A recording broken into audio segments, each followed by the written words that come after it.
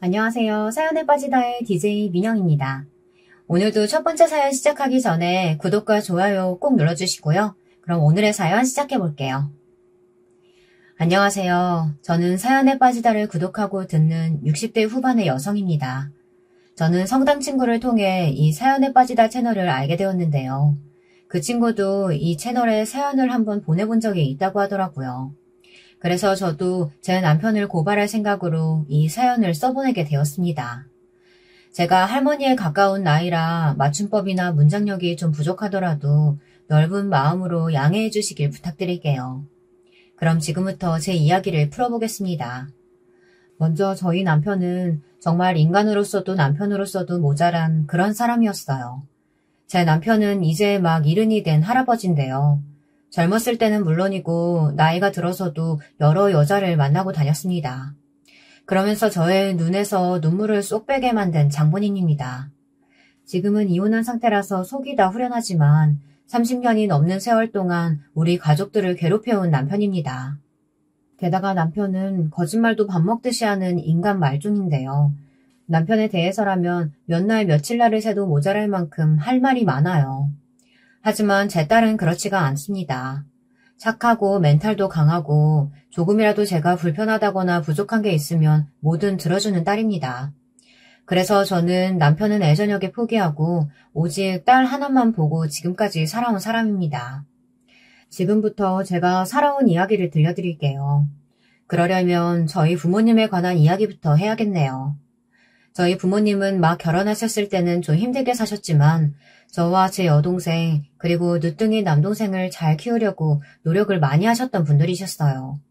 두 분은 돌아가시기 전까지 땅끝마을 해남에서 농사를 짓고 사셨습니다.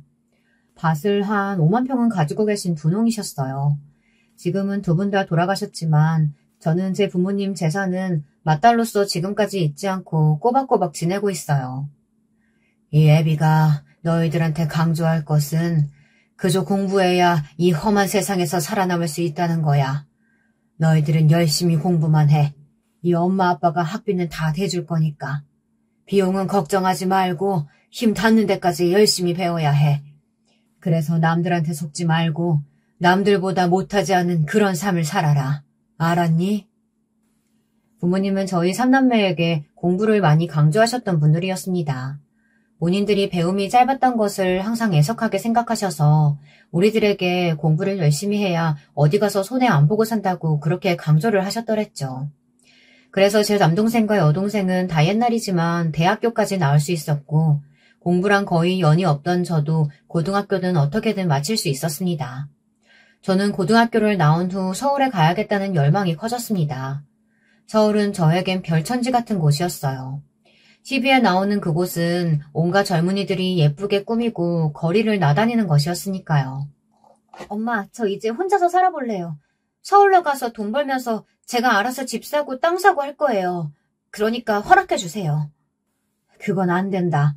서울은 누가 그러던데 눈만 감았다 떠도 코 베어가는 험악한 곳이라잖아. 그리고 거기서 네가 할 수 있는 일이 뭔데. 그냥 엄마 아빠랑 같이 해남서 농사나 지어. 그러다 동네 청년한테 시집이나 가. 여자는 시집만 잘 가도 팔자가 바뀌어. 아버지 말씀 듣고 그냥 여기서 살아. 엄마, 제가 집에서 장녀잖아요. 제가 반듯한 직장 가지고 있지 않으면 동생들이 뭘 보고 서울로 올라오겠어요. 제가 부지런히 일해서 기반 닦아놓을 테니까 제발 허락해 주세요. 저 정말 돈 많이 벌 자신 있어요. 어렵게 고등학교를 졸업한 후 저는 돈을 벌러 서울로 혼자 상경했습니다. 부모님은 어린 제가 서울로 나간다니까 걱정돼서 반대를 하셨지만 그 당시에 저는 서울에 대한 환상이 있었어요. 그곳만 올라가면 돈도 많이 벌고 내가 살고 싶은 대로 살 수 있겠다는 생각을 했었죠. 그래서 저는 부모님의 반대를 무릅쓰고 혼자 달아나듯 옷만 몇 가지 싸가지고 서울로 올라와 버렸습니다. 그런데 서울에 아무 연고도 없는 제가 할 수 있는 일은 생각보다 얼마 없었습니다. 저는 서울이라는 곳을 너무 만만하게 생각했던 것이었습니다. 저는 처음 이곳에 와서 살았던 곳이 구로동이었는데요. 거긴 공장에 다니는 언니들이 많이 살았던 곳이었어요. 그러나 저는 공장에서 일하고 싶지는 않았습니다. 그래서 그 언니들의 집을 청소해주고 푼돈을 벌기 시작했어요. 하루에 많게는 20, 30개의 쪽방을 청소했습니다. 제가 청소를 깨끗하게 한다는 소문이 돌자 언니들은 싼값에 저에게 청소며 간단한 장보기 같은 것들을 시키기 시작했어요. 그래서 저는 그 언니들의 가정부처럼 허드렛 일을 하며 근근히 살아나갈 수 있었습니다. 그 중에는 나이가 꽤 많은 언니도 있었는데요. 저는 20살에 40대 초반의 미혼 여자와 함께 동거를 했어요. 그 언니가 바로 제 남편의 누나였습니다. 저희 시누이는 지금까지 결혼하지 않고 혼자 사시는 분이십니다. 지금은 나이가 많아 은퇴를 했지만 40대 중반에 공장을 그만두고 부동산 중개업을 시작하셨던 거예요. 그 일을 하면서 돈을 모아 80년대 말 강남 땅 투기에 뛰어들어 아파트가 몇 채씩 있는 부자인데요. 저는 이 언니를 따라다니기 시작하면서 남편을 만나게 되었습니다. 제가 처음부터 남편에게 혹해서 따라다닌 것은 아니었지만 말이죠. 남편을 처음 봤을 때 그 사람은 군대를 막 제대하고 백수로 집에서 놀고 있었어요. 저는 시누이의 뒤를 따라다니면서 집을 소개해주는 역할을 했었고요. 누나가 이런 남편을 못마땅하게 여겨서 제가 부동산 중개하고 다니는데 운전을 해달라고 남편을 억지로 고용한 상태였답니다. 남편은 누나의 말이라면 거역을 못해서 어쩔 수 없이 누나의 고급 자가용을 끌고 다니면서 고객들을 태우고 새로 분양되는 아파트며 2, 3층짜리 새로 지은 집들을 구경시키는데 동행했습니다. 당연히 남편의 옆자리에는 제가 타고 있었고요. 제가 고객들을 만나서 계약을 성사시키고 나면 시누이는 저를 불러 그 커미션의 5%를 주었습니다. 까다로운 고객들 비위를 맞춰가며 발바닥이 닳도록 돌아다니면서 집을 보여주고 나면 매일이 너무 힘들었습니다. 저의 고생에 비하면 정말 미미한 액수였죠. 그래도 저는 시누이에게 대들 수가 없었어요. 저는 공부를 못해서 부동산 중개인 시험을 못 봤거든요. 그래서 전 시누 밑에서 사무장이나 비서 등의 역할만 할 수 있었어요. 남편은 그 후 몇 년 동안 시누이의 자가용 운전사로 살았습니다. 그 당시에 실질적으로 이득을 본 것은 제 시누이뿐이었습니다. 남편도 저도 박봉으로 부리면서 가만히 앉아서 중개료로 받은 돈을 다 가져갔었으니까요. 그 당시엔 저는 이게 잘못된 일인지도 몰랐습니다. 그저 일이 끊기지 않게만 해준 시누이에게 고마워하면서 살았죠. 하지만 남편은 점점 시누이에게 반항하면서 더 이상 일을 안 하려고 했었던 거였습니다. 누나, 언제까지 나한테 이딴 푼돈 주면서 부려먹을 생각이야? 이거 노동 착취라고. 누나라고 해서 나한테 이럴 권리는 없는 거 알지? 이제 그만 내 목도 돌려줘. 푼돈이라니? 어떻게 200만 원이 푼돈이야? 넌 아무것도 하는 거 없이 그저 운전만 하고 다니는데 200만 원이면 많이 주는 거야. 내가 정 실장한테도 200만 원 안 주는데 너한테는 그래도 친동생이니까 그렇게 주는 거라고. 저는 우연히 이 남매가 다투는 소리를 듣고 눈이 휘둥그레졌어요. 사정을 알고 나자 시누이에게 큰 배신감이 들었죠. 저도 이 싸움에 끼어들어 제 받을 몫은 받아내야겠다고 생각했습니다. 그래서 어느 날 큰맘 먹고 시누이에게 팔을 걷고 따졌습니다. 사장 언니, 정말 너무하시는 거 아니에요? 이제까지 영우 씨한테 친동생이라고 돈 더 많이 주신 거예요? 그것도 모르고 저는 160만 원 준 것도 고마워하면서 살았는데 그래서 서로 못 보게 하신 건가요? 네가 능력이 있었으면 벌써 내가 일이라도 가르쳤지. 그래, 한번 독립해서 네 스스로 돈 벌어봐. 그래야 내 밑에 있었을 때가 편하구나 이런 거 알지? 그 일이 있고 나서 시누이는 큰 선심이라도 쓰는 듯이 남편에게 부동산 중개 일을 가르쳐주어 독립을 시켜줬어요. 저는 여전히 시누이 밑에서 일을 하고 있었죠. 남편은 저에게 자기가 부동산 회사를 차릴 테니 자기와 결혼하자고 했습니다. 지금은 남편과 이혼한 후 딸과 함께 26평 작은 아파트에 전세를 얻어 살고 있지만 제가 처음부터 이렇게 가난하고 힘들게 살지는 않았어요. 결혼하고 초기에는 남편이 부동산 사업을 크게 해서 저도 사모님 소리를 들으며 부유한 생활을 한 적도 있었습니다. 저는 남편과 결혼한 지 2년이 지나 딸 하나를 낳았습니다. 남편은 그때 당시 크게 기뻐하면서 딸이 필요하다는 거, 갖고 싶다고 하는 장난감들은 다 사주면서 공주처럼 키웠습니다. 그러다 남편은 언젠가부터 집에도 며칠씩 안 들어오고 저와 딸을 버려두다시피 신경 쓰지 않고 살았어요. 그건 딸이 10살이 되었을 때였는데요. 딸은 이제까지 학교 학부모 참관 수업에 꼭 아빠가 오기를 바랬었어요. 딸이 초등학교 1, 2학년 때는 남편도 흔쾌히 딸의 참관 수업에 참여하겠다고 했었죠. 아빠, 오늘 참관 수업에 멋있는 양복 입고 와야 돼? 아빠가 우리 반 애들 아빠 중에 제일 멋있는 사람이야. 난 아빠가 학교 오는 게 너무 좋고 자랑스러워. 그래? 우리 딸 덕분에 아빠가 멋진 양복 자랑할 때도 입고 좋은데? 오늘 11시까지라고 했지? 아빠가 꼭 갈게. 기다려, 우리 딸. 이렇게 남편과 딸의 관계는 누구든 부러워할 만큼 살갑고 좋은 관계였습니다. 그런데 딸이 4학년이 되던 해 남편은 처음으로 딸의 참관 수업을 못 간다며 저에게 대신 가라고 미루더라고요. 저는 갑자기 냉랭해진 남편이 이해가 안 되어 따지듯이 물었어요. 매년 자기가 먼저 알아서 가겠다고 했었는데 왜 이번엔 안 되느냐고 말이죠. 그랬더니 남편은 고객들과 지방에 땅을 보러 가기로 했다면서 별로 탐탁지 않은 표정을 짓는 거예요. 그리고 저에게 버럭 화를 내는 거였습니다. 경희가 오늘도 학교에 아빠 올 거라고 얼마나 애들한테 자랑을 많이 해놨는데 그럼 우리 경희 거짓말쟁이로 만들 거야? 학교 참가는 당신도 좋아했던 일이잖아. 갑자기 왜 당일날 펑크를 낸다는 거야? 일 때문에 가는 건데 그럼 어떡해?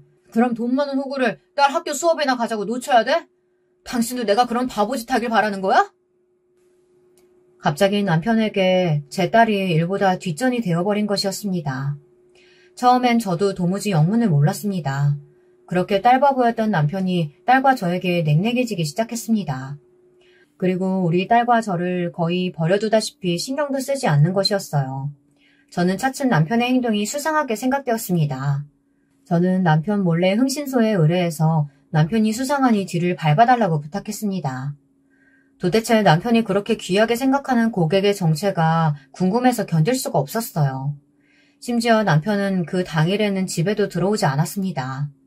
서해 근처에 가까운 곳으로 땅을 보러 간다던 남편은 남쪽으로 계속 내려가 결국 부산까지 도착했나 봅니다. 그걸 제가 어떻게 알았느냐고요. 저는 중간중간에 흥신소 직원이 보내는 문자와 사진을 받아봤거든요. 돈은 달라는 대로 줄 테니 정확하고 신속하게 남편의 일거수일투족을 빼놓지 말고 보고해달라고 했습니다. 흥신소 직원은 휴게소에 내려 고객이라는 그 여자와 남편이 정답게 밥을 먹고 차 안에서 서로 껴안고 스킨십하는 장면까지 사진으로 찍어서 보내왔습니다. 저는 그 사진들을 보고 경악했어요. 누가 봐도 그 여자는 고객이 아닌 남편의 내연녀인 것이 틀림없었습니다. 저는 얼른 그 사진들을 제 컴퓨터 내에 저장하고 핸드폰에서는 모두 지웠습니다. 딸이 제 핸드폰을 종종 가지고 노는 일이 있었거든요. 그 사진을 딸이 본다면 아버지에게 크게 실망할 것이었으니까요. 그리고 저는 다음날 남편이 돌아왔어도 아무 말도 하지 않았어요. 남편에게 그 여자에 대해 묻고 싶은 마음은 굴뚝 같았지만 제 촉이 이 일은 모르는 척 묻어둬야 한다고 경고하고 있었습니다. 하지만 그 비밀은 그렇게 오래 지속되지는 못했어요. 사실은 비밀도 아니었죠. 남편은 그 여자와 벌써 3년 동안 두 집 살림을 해오고 있었거든요. 그것도 저희 집에서 그리 멀리 떨어지지 않은 곳에서 오피스텔을 얻어서 살고 있었습니다. 더 어이없었던 일은 그 여자와의 사이에서도 이미 딸이 하나 태어나 있었더라는 겁니다. 그 내연녀와는 제 딸이 초등학교에 들어갔을 무렵부터 만났다고 하더군요. 그리고 얼마 되지 않아 내연녀는 임신을 했고 그제야 남편은 자신이 유부남임을 밝혔다고 하더라고요. 그 내연녀도 남편에게 속았던 거죠. 남편은 그 내연녀에게 자기가 딸이 있으니 뱃속에 아기를 지우라고 말했습니다. 내가 사실 애가 있는 남잔데 아직 내 와이프는 당신의 존재를 몰라. 그러니까 뱃속에 그 애는 지우자. 그래야 우리 딸에게는 부끄럽지 않은 아빠가 될 것 같다고. 싫어. 나 혼자서라도 이 아기 키울 거야. 당신은 내가 살 집이랑 돈만 줘. 생활비만 계속 주면 당신 본처에게 들키지 않고 없는 사람으로 살게. 하지만 그 뻔뻔한 년은 물러서지 않았어요. 남편의 후처가 되더라도 남편과의 사이에서 난 딸은 자기 성을 주어 싱글맘으로 살게 되더라도 절대로 남편을 포기할 수 없었다고 말했습니다. 그 내연녀의 친정이 바로 부산이었던 것이었어요.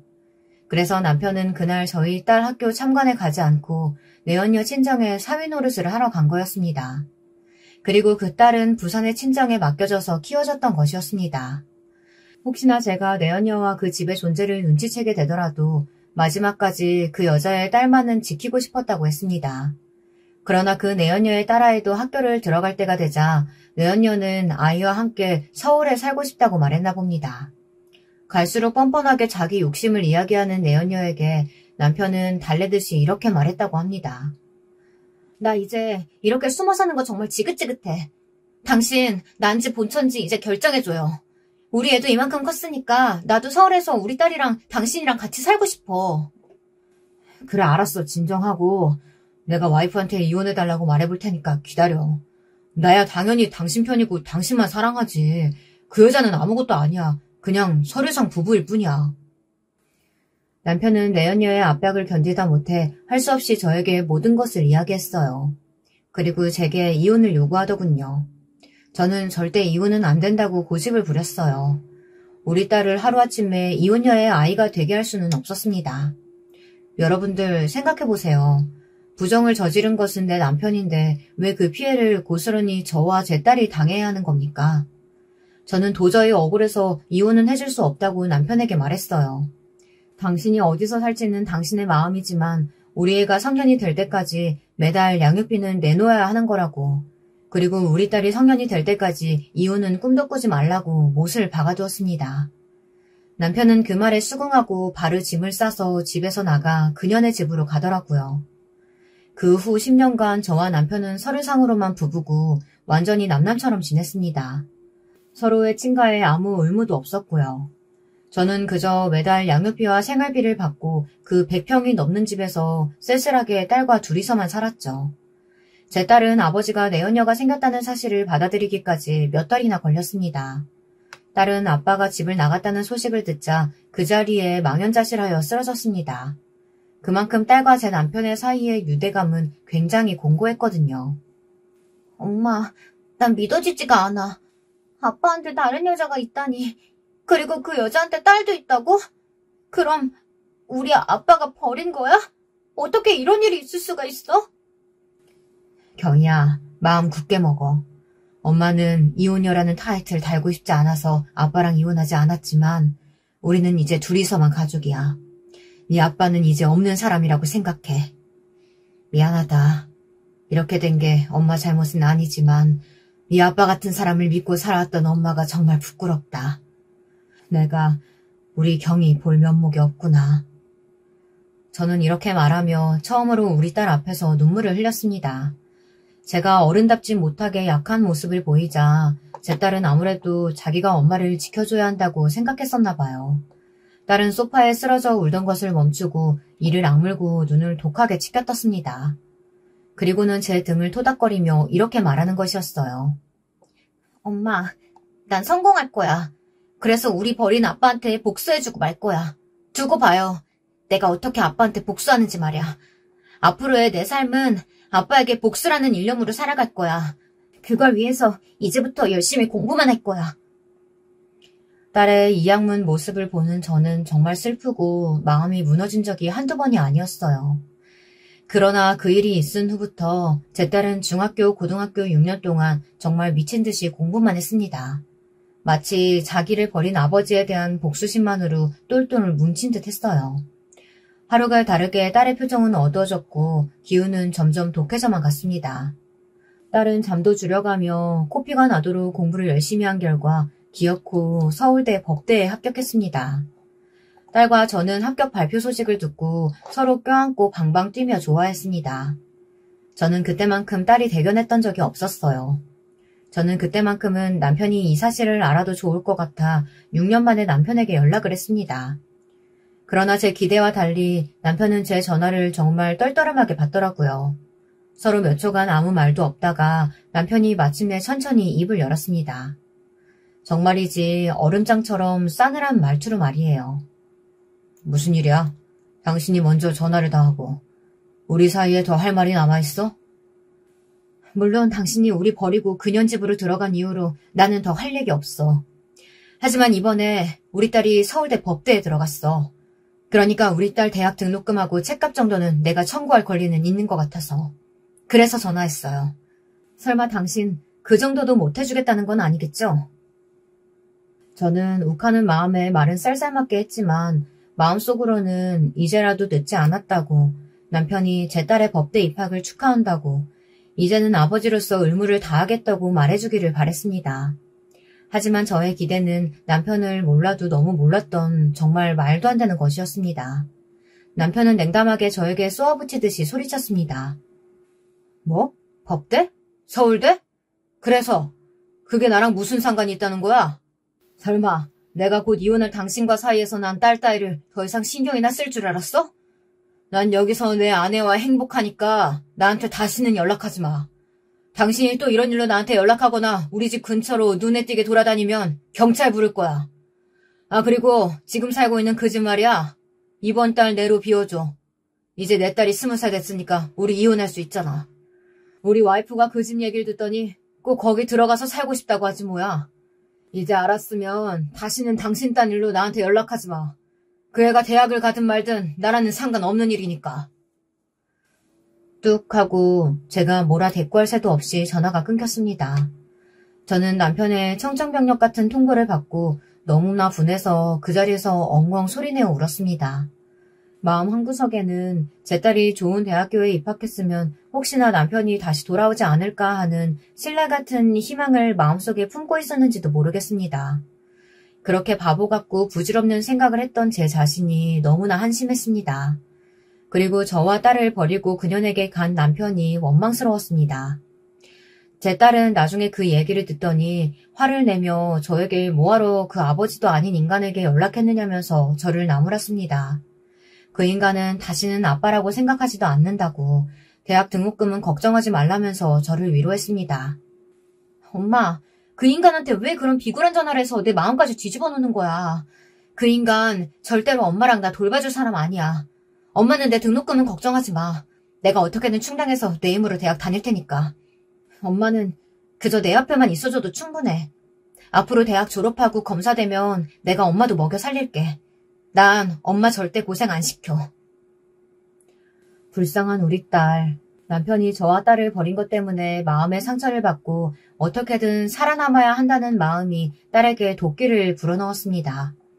딸은 걱정하지 말라고 말했지만 저는 그래도 엄마가 되어서 딸이 혼자서 모든 짐을 감당하게 놔둘 수가 없었어요. 딸의 등록금 문제는 엄마로서 당연히 해결해줘야만 하는 것이었으니까요.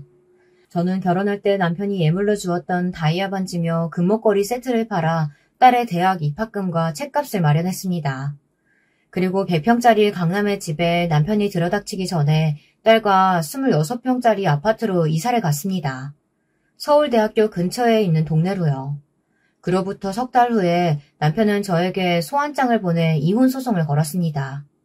저는 어찌어찌 남편과 합의를 하고 위자료를 받았습니다. 일단 남편이 바람 피운 건 확실하니까 위자료를 제가 받는 것은 맞았어요. 하지만 남편은 제 딸이 성년이 되었음을 이유로 들어 양육비를 보냈던 것도 끊어버리고 일시불로 2억 이상은 줄 수 없다고 버텼습니다. 저는 할 수 없이 눈물을 머금고 그 금액에 이혼을 동의했습니다. 그 후 몇 년 동안 저와 남편은 전혀 마주칠 일 없이 살아왔습니다.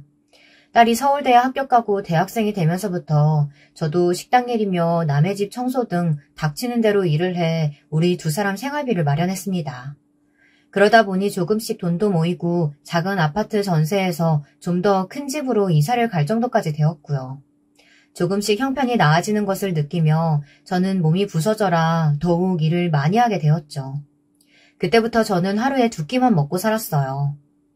그러나 남편은 이혼을 한 후 사업이 그다지 잘 풀리지 못했나 봐요. 강남의 100평대 그 집에 그 상간녀는 몇 년 살아보지도 못하고 처분을 했다고 하니 말이에요. 하지만 그 집 딸은 정말 된정녀가 따로 없었어요. 그래서 남편은 그 딸년의 비위를 맞추느라고 겨우 서울 경기권 내에 듣보잡 대학교에 들어간 그 애한테 입학 선물로 4억이 넘는 벤츠를 사주었다고 하더라고요. 그 딸녀는 자랑스럽게 그 학교로 벤츠를 몰고 다녔다고 하더군요. 그에 비해 제 딸은 그 명문대를 다니면서도 대학 4년 내내 아르바이트를 해서 겨우 다음 학기 등록금을 마련했습니다. 서울대 법대생이다 보니 과외 자리는 고액이고 어렵지 않게 구할 수 있었지만 4년 동안 제 딸은 또래 여자애들처럼 낭만적인 대학 생활을 하진 못했죠. 남자친구는 물론 못 사귀었고 마음 편히 축제를 즐길 수도 없었습니다.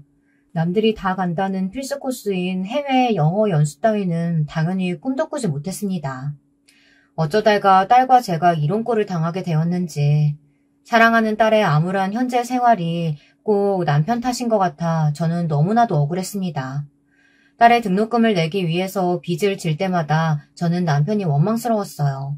하지만 딸은 제가 빚을 질 필요 없다고 꼭 자기가 벌어서 대학을 다니겠다고 고집을 부렸습니다. 저는 그런 도끼 가득한 딸의 눈을 보면 어느 때는 소름이 끼치도록 무서웠어요.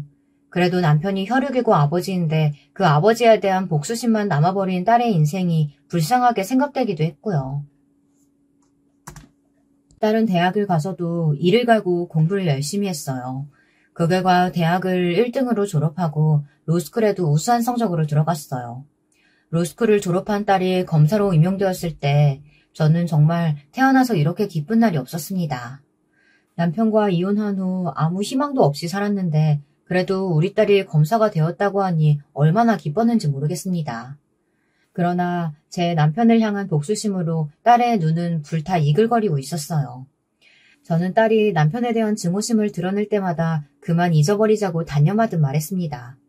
하지만 딸은 제 충고를 귀뚱으로도 듣지 않았어요. 경희야, 이제 그런 몹쓸 아빠 따윈 잊고 네 인생을 살아.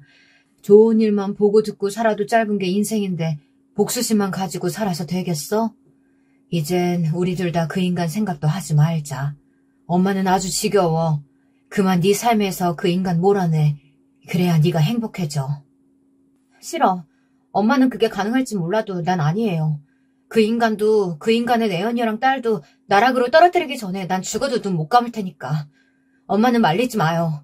그리고 나를 도와주지 못할 바에는 그냥 모른 척 하세요. 하지만 딸에겐 남편의 배신이 딸의 인생에서 가장 충격적인 사건이었고 그에 대한 복수야말로 중요한 삶의 목적처럼 되어버린 것이었습니다. 아버지에게 복수하겠다는 일념으로 어려운 공부도 과외도 마다하지 않고 살아왔던 딸이니까요. 제가 그 애에게 무슨 말을 할 수 있겠습니까? 아마 뭔가 말한다 하더라도 그 애의 귀에 제대로 들어가지도 않을 게 뻔했습니다. 그러던 어느 날 딸은 그 복수의 기회를 좀 더 빨리 잡게 되었습니다. 남편의 부동산 회사가 분식회계를 했고 거액의 세금을 빼돌렸다는 첩보가 들어왔거든요. 그때 딸은 검사 임용이 된 지 얼마 안 되어서 남편의 회사 사건 같은 큰 사건을 맡은 짬까지는 안 되었습니다. 그런데도 딸은 글쎄 신입검사 주제에 무작정 검사장님에게 찾아가 무릎을 꿇고 부탁을 했다고 하더라고요. 그 회사의 속사정을 다 낱낱이 까보일 테니까 선배와 함께 그 사건을 맡게 해달라고 말이에요.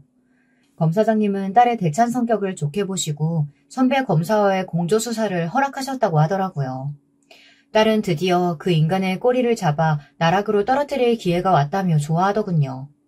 그러면서 선배 검사와 몇 날 며칠을 밤새가며 열심히 수사했습니다. 남편의 회사는 분식회계도 모자라 빌라 여러 채를 사서 전세 사기에도 가담했던 모양이었어요.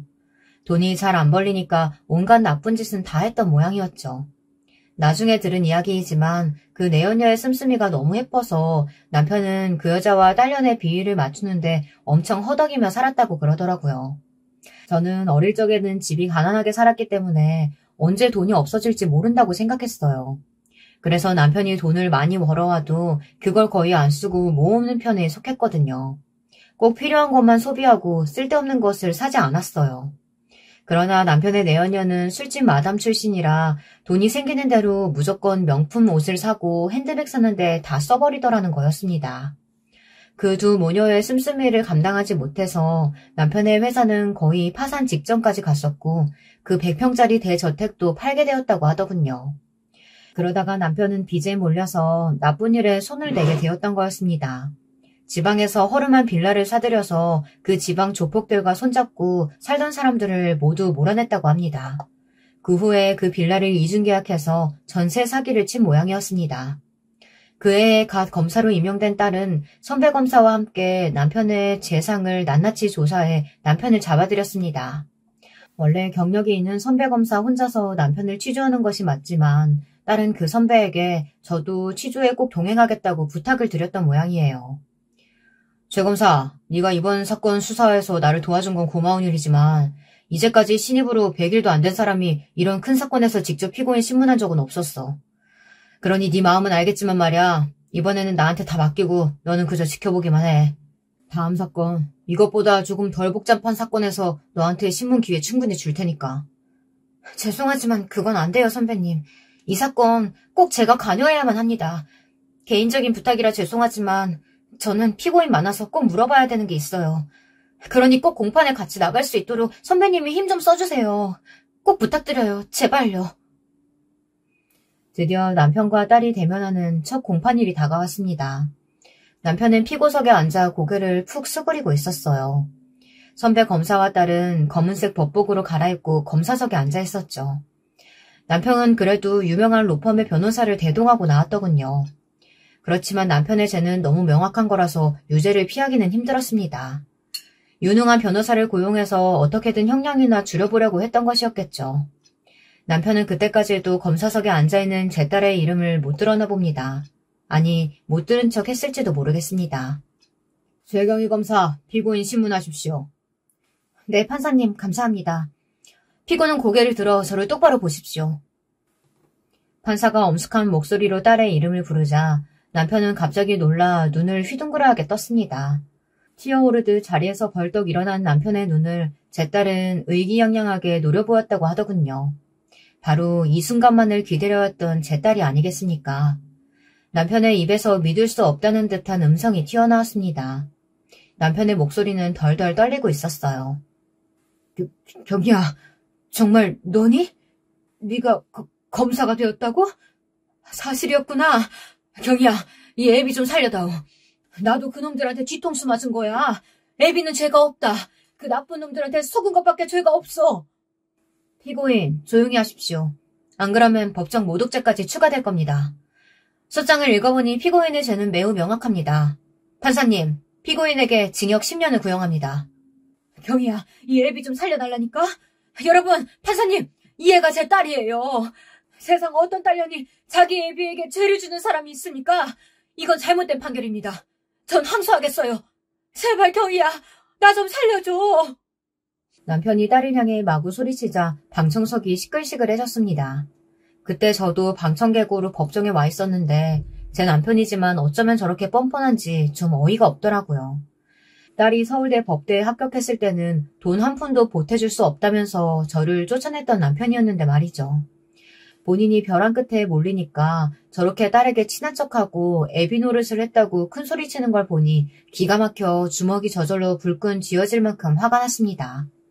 곧 판사님이 봉을 두드리며 큰소리로 법정 경찰들을 불렀습니다. 정리! 나와서 피고인을 못 움직이게 제압하십시오. 피고인, 자중하세요. 난동 부리면 법정 모독죄도 추가될 겁니다. 다들 조용히 하세요. 남편은 딸의 입에서 징역 10년이라는 말이 나오자 자리를 박차고 일어나 미친 듯이 난동을 부렸다고 하더군요. 그러나 법정 경찰관들에 의해 남편은 간단히 제압당한 뒤 손을 묶인 채로 나머지 재판 일정을 견뎌내야 했습니다. 판사님이 선고한 최종 10년의 형을 받고 고개를 숙인 채 법정을 나가는 남편에게 딸은 이렇게 속삭였다고 하더라고요. 이봐요. 나보고 다시는 당신 딸이라고 하지 말아요. 나는 이미 당신을 초등학교 4학년 때 버렸으니까. 당신이 우리 엄마랑 나 버리고 그 상간녀한테 갈 때 이런 결과는 예상 못했어? 내가 서울대 법대 들어갔다고 했을 때 당신 우리 엄마한테 뭐라고 했어? 계집년이 뭐하러 대학은 가냐고 말했다면서. 내가 그 말 듣고 당신이 내 앞에 이 꼴로 서기만을 기다렸어. 오늘은 내 가장 통쾌한 복수의 날이야. 사실은 당신이 받은 징역 10년도 나에겐 부족해. 알았으면 감옥으로 꺼져, 이 나쁜 자식아. 남편은 제 딸이 이렇게 독한 말을 내뱉는데도 아무 대답을 못했다고 하더라고요. 당연하겠죠. 자기가 우리 딸에게 뭐 해준 것이 있었어야 아비 노릇했다고 당당하게 말했을 텐데요. 그놈은 제 딸에게 아무것도 해준 것이 없으면서 뻔뻔하게 가명이라도 해달라고 매달리다가 안 되니까 제 딸을 협박이나 하는 그런 인간 쓰레기 같은 놈이었습니다. 그 후엔 어떻게 되었냐고요?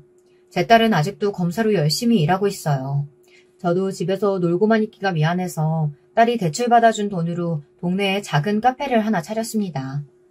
딸은 그저 취미로만 커피 배우고 카페 일은 힘드니까 하지 말라고 말렸어요.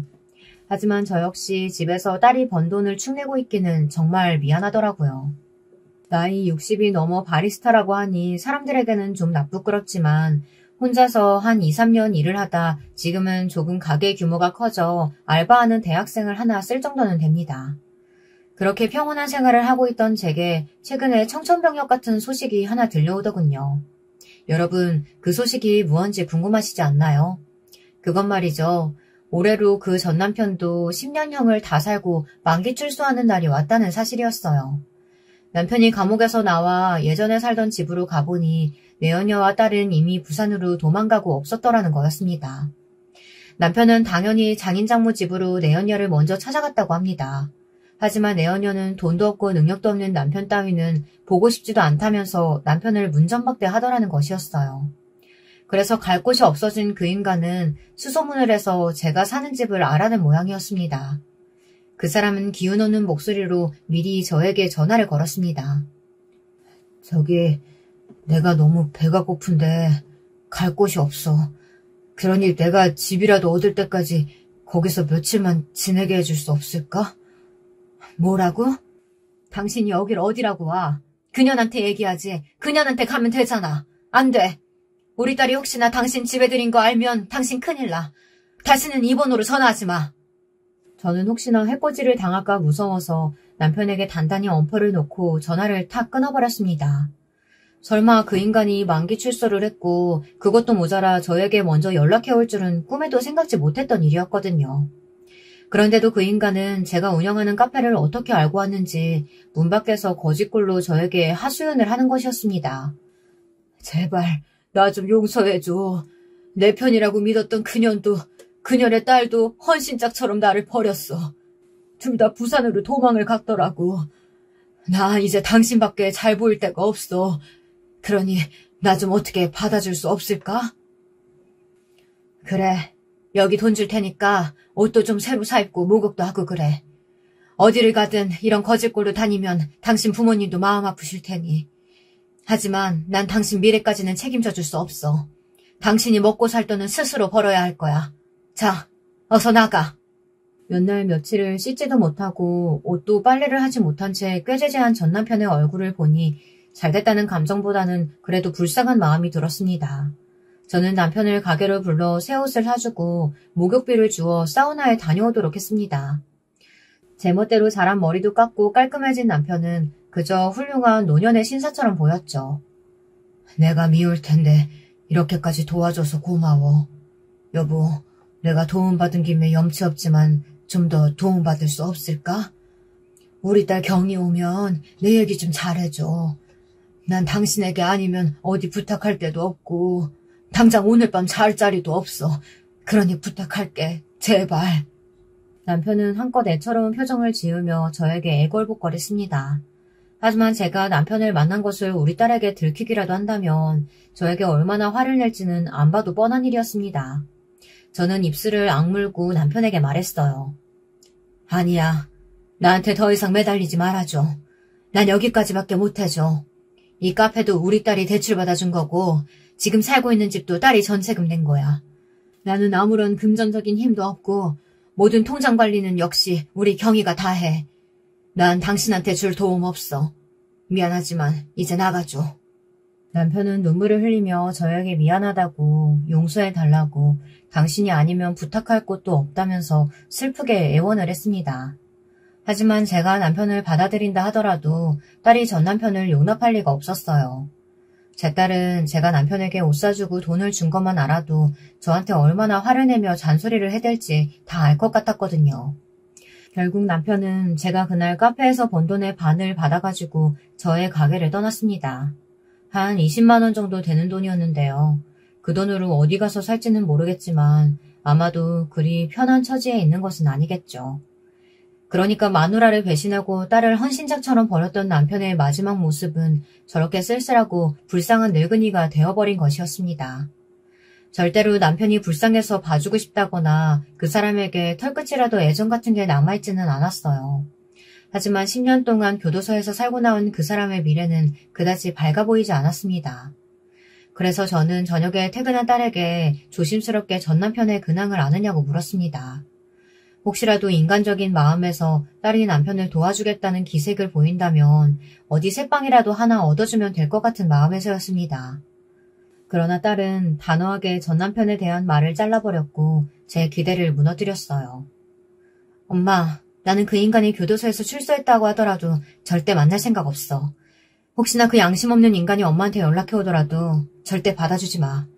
만약 불쌍하다는 생각이 든다면, 그래서 엄마가 그 인간과 어떻게든 연락하는 걸 알게 된다면 난 엄마하고도 같이 살 수 없을 것 같아. 나는 앞으로도 그 인간 절대 아버지라고 생각하지 않을 거야. 그러니까 엄마도 나랑 같이 살고 싶으면 내 뜻 따라주길 바래. 딸이 이렇게까지 말하는데 어떻게 제가 전 남편이 카페에 왔었다는 말을 할 수 있었겠습니까? 저는 딸의 복수심이 아직도 현재 진행형인 것을 느끼고 황급히 입을 다물 수밖에 없었습니다. 이런 상황에서 제가 전 남편을 용서하자고 한다든지 금전적으로 도와주자는 말을 한다면 딸은 저하고도 연을 끊을 기세였거든요. 저는 이 세상에 하나뿐인 제 혈육, 딸마저 곁에 없다면 더 이상 살 수 없을 것 같았어요. 그래서 저는 딸에게 마음대로 하라고 말했고 제가 전 남편을 만났었다는 것을 비밀로 묻어두기로 했습니다. 그 후로도 남편은 차마 딸에게는 무서워서 전화를 하지 못하고 몇 번씩 제게 연락을 해서 딸의 마음을 좀 돌려달라고 같이 살자는 듯한 말들을 하기도 했습니다. 그러나 제 딸은 아직도 제 아버지에 대해서는 돌같이 굳은 마음이에요. 저 역시 딸의 굳은 마음을 돌릴 수가 없네요. 제 딸에게 전 남편은 아버지가 아닌 딸이 어려울 때 내치고 도움조차 거절해버린 남보다 못한 그런 인간일 뿐이었으니까요. 하다못해 짐승들도 제 새끼들이 배고프다 하면 먹이고 춥다 하면 제 털이라도 뽑아서 따뜻하게 해주는 법인데 남편은 그 짐승들만도 못했던 게 사실이었으니까요. 인간적으로는 제 전 남편이 불쌍하긴 하지만 그것도 스스로 만든 지옥이니 남편도 우리에게 서운하다고 말할 자격은 없겠죠. 여러분, 오늘 제 이야기는 여기까지입니다. 저는 남편의 외도 때문에 인생이 한번 무너졌고 제 딸은 인생 반 정도를 암울한 가난과 지옥에서 살았지만 스스로 그곳에서 빠져나와 새 삶을 영위하게 되었습니다. 비록 딸을 성공하기 위한 노력은 아버지에 대한 복수심으로 시작된 것이지만요. 그래도 앞으로 딸이 험한 세상을 헤쳐나가는데 부정적으로나마 남편이 일조하기는 했다는 게 조그마한 위안이라도 되네요. 여러분, 사실 저는 작년에 건강검진을 받다가 말기암이 발견되어 시한부 선고를 받았습니다. 일평생 못된 남편 때문에 속이 썩어 그런지 몰라도 위암이라고 의사선생님이 그러시더군요. 저는 이 사실을 아직도 딸에게 말하지 못했어요. 어떻게 말을 꺼내야 할지 무섭고 막막하기만 합니다. 딸이 시집가는 것도 못 보고 죽을지도 모른다는 두려움이 매일 아침 눈을 뜰 때마다 저에게 엄습합니다. 아침마다 눈물을 흘리며 제가 없는 세상에서 살아나가야 할 딸을 위해 하느님에게 기도를 하고 있어요. 앞으로 제가 얼마나 더 살지는 모르겠습니다. 의사 선생님은 길어야 1, 2년이라고 말하시더군요.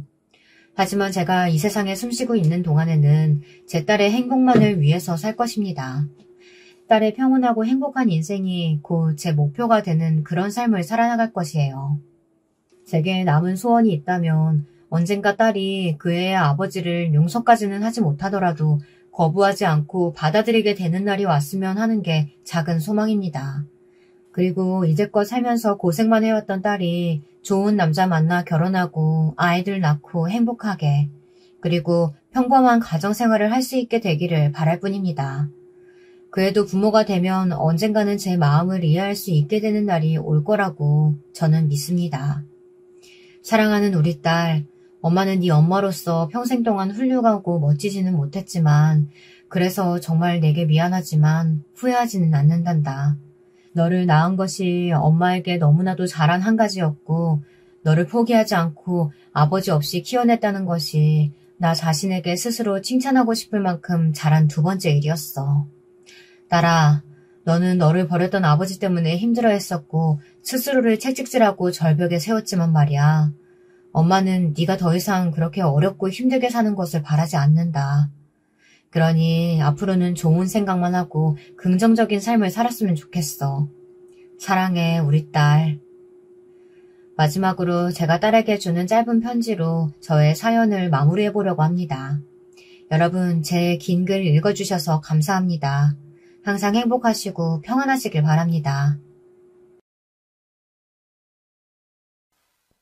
여러분, 두 번째 사연 시작하기 전에 좋아요와 구독 꼭 눌러주실 거죠?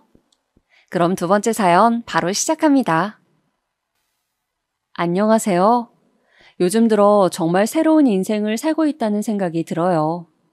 맨날 똑같은 삶을 50여 년째 살아왔고, 거기다가 코로나로 고생하면서 회의가 느껴지기도 했는데요. 그래도 좀 더 열심히 살아볼까 싶습니다. 그렇게 느끼게 된 건 스트레스 연속이던 제 일상에 한 줄기 빛이 비쳤기 때문인 것 같아요. 단도직입적으로 저희 남편의 얘기부터 시작을 해보려고 합니다. 우리 남편 결혼하기 전부터 저에게 엄청 공을 들였던 사람이에요. 대다수의 남자들이 결혼 전에 그렇다지만 특히 너무 심할 정도로 이벤트를 좋아했던 사람이에요. 맨날 저에게 뭐 특별한 걸 해주겠다고 그렇게 입에 발린 소리를 했다니까요. 우리 영미, 이번에는 오빠랑 어디 갈까? 오빠가 후배들 시켜서 이번에 경치 좋은 데이트 장소 다 맡아놨어. 뭐든지 말만 해. 오빠는 영미와 함께면 어디든 다 간다. 이때는 저도 뭘 몰랐기 때문인지 그냥 깔깔 웃으면서 좋다고 따라다녔어요. 저랑 5살 차이가 나는 남편은 약간 철이 없으면서도 훤칠한 외모 때문에 눈길을 끄는 사람이었답니다. 솔직한 말로 이때 저 말고도 남편을 좋아하는 여자들이 몇몇 있었어요. 대학 시절에 만났던 남편이기에 늘 주변에 여학생들이 있었는데요. 그런 와중에도 절 좋아한다며 따라다니던 남편이었기에 약간 어깨가 으쓱하기도 했어요. 솔직히 이제 와서 하는 말이지만 그때는 제 친구 중 한 명도 남편을 좋아하고 있어서 저와 둘 사이에 기싸움이 꽤 컸답니다. 이런 관계가 있다 보니 저도 모르게 오기로 남편을 선택했던 걸지도 몰라요. 친구가 평소 얄미운 구석이 있었는데 남편이 저를 좋아하는 걸 보고 맹렬하게 직진하지 뭐예요. 영미야, 너 상훈 오빠랑 뭐 있는 거 아니지? 내가 계속 지켜보니까 저 오빠 너무 멋진 것 같아. 너한테 하는 거 보니까 너무 자상한 것 같고 내 스타일이더라고. 그리고 이건 비밀인데 말이야. 이러면서 주변을 흘끔거리더니 친구가 입을 여는데 얘기를 듣는 순간 친구가 너무 얄밉고 못 견디겠는 거예요. 순간적으로 화가 치밀었고 입술이 부들부들 떨려 말이 안 나왔던 게 생각나요. 글쎄, 상훈 오빠랑 나 저번에 집에 둘이 같이 갔었거든. 나보고 영미 너는 정말 착한 것 같고 어른들이 좋아할 상이라나? 그래서 나도 맞다고 엄청 맞장구를 쳐줬어. 그렇게 해서 가는 내내 오빠가 문도 다 열어주고 중간에 내 신발끈도 풀렸는데 따라다니면서 다 묶어주는 거 있지. 이때부터 조금씩 열이 올라오긴 했지만 본격적으로 제가 이성을 잃게 만든 건 다음 말부터였어요. 얘가 저를 우습게 보나 싶어 기분이 확 나빠지더라고요.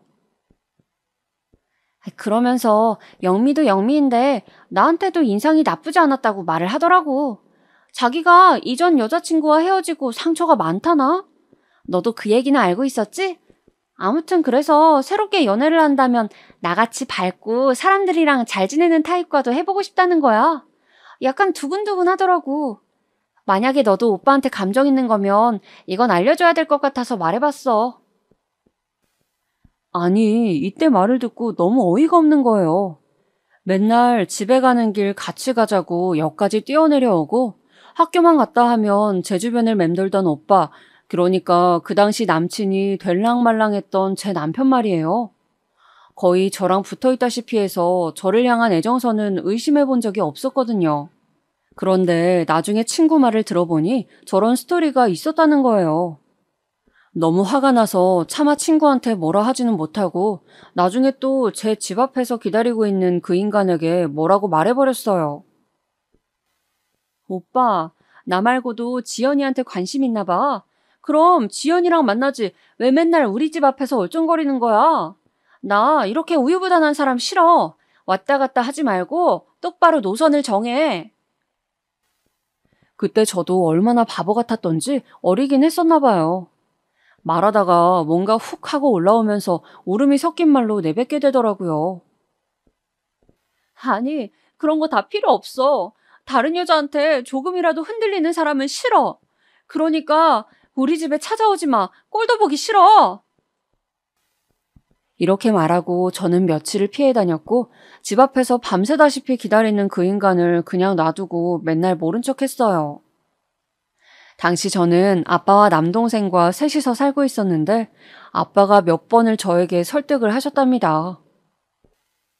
영미야, 그 상훈인가 하는 친구가 아주 죽을 상을 하고 아까 현관 앞에 서 있더라.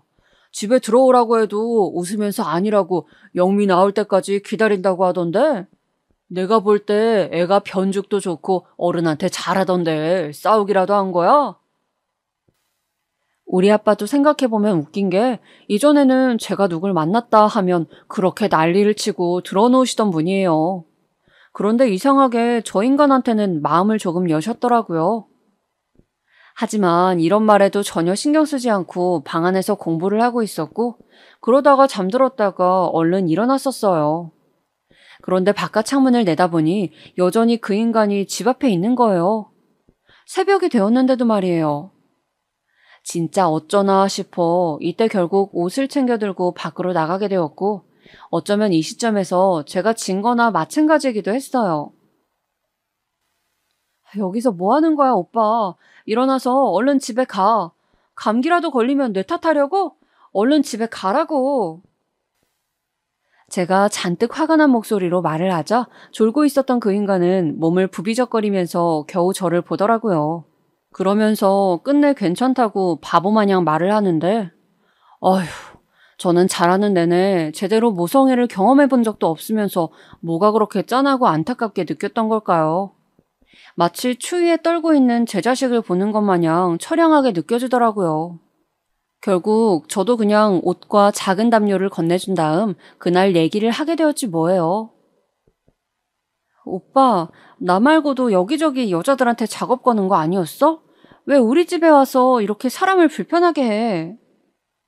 제 말에 두 눈이 덩그러니 커지던 그 인간은 자초지종 어떻게 된 얘기인지 저에게 묻더군요. 저도 이래저래 답을 해주었고 듣다 보니 그 안에 뭔가 이상한 구멍이 있다는 걸 알게 되었어요.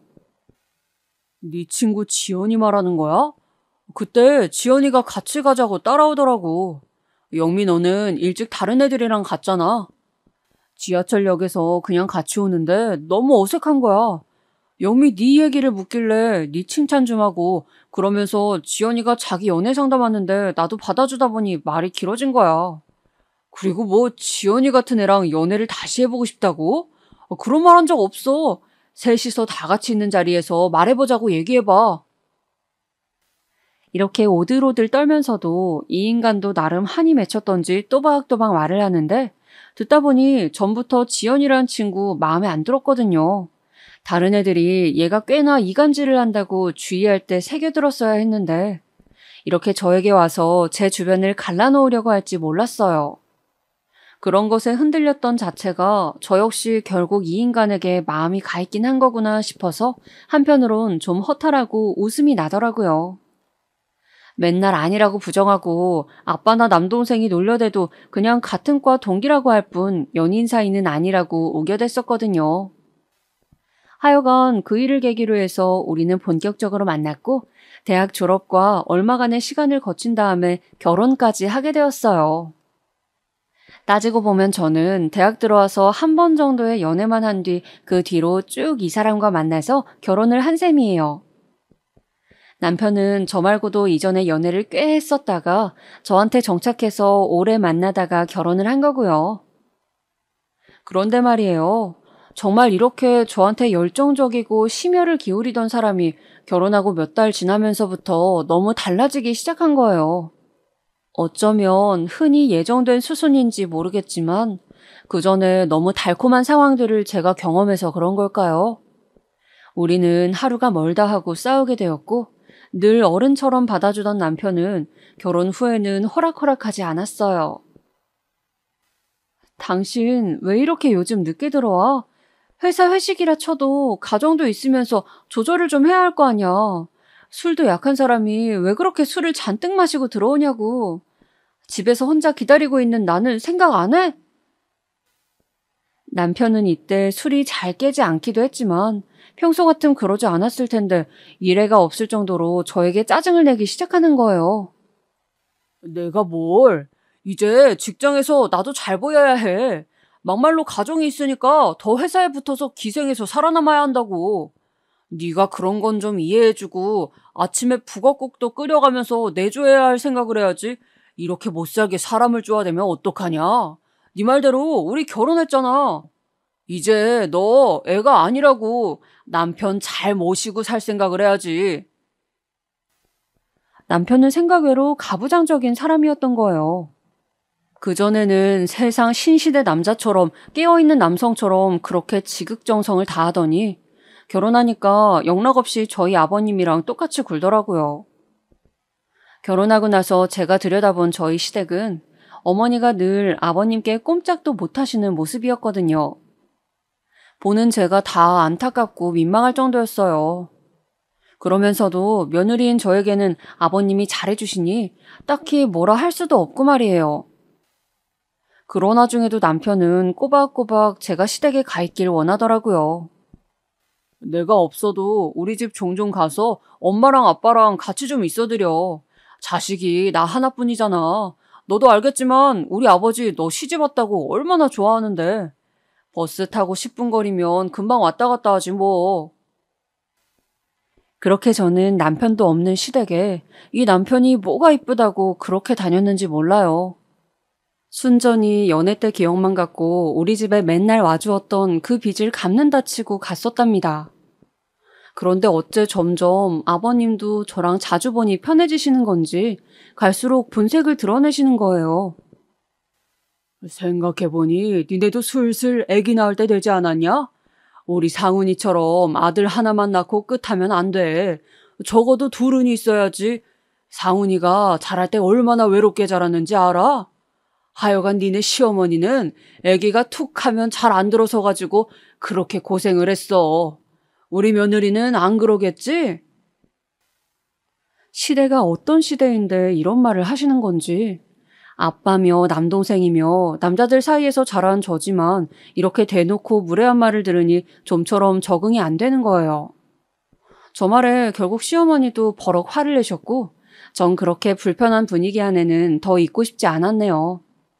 그래서 자주 안 갔더니 본격적으로 어머니며 아버님이며 아주 돌아가면서 저한테 전화를 해대시는 거예요.